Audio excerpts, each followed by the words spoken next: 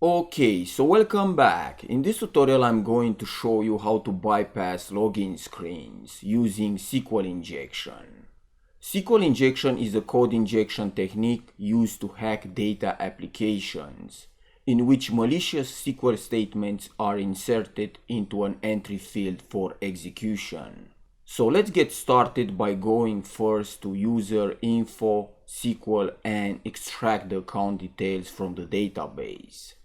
Sometimes it is better to know how the SQL query looks like. For that you can type a single quote in the name field and press enter.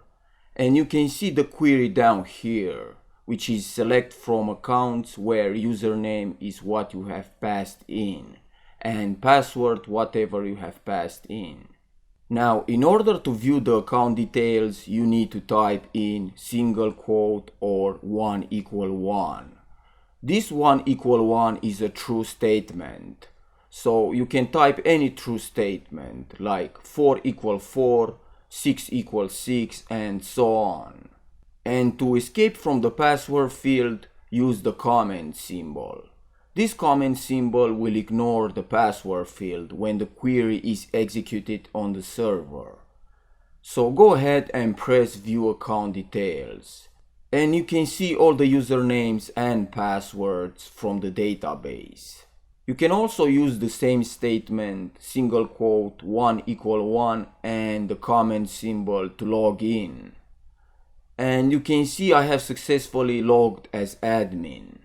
Okay, now let's log out and see another example. Let's say you know the username is John, but you don't know the password. For that you need to type John single quote and the comment symbol to ignore the password field for John in my case and press login. And up here you can see I'm logged as John. Now let's understand the SQL query behind the scene.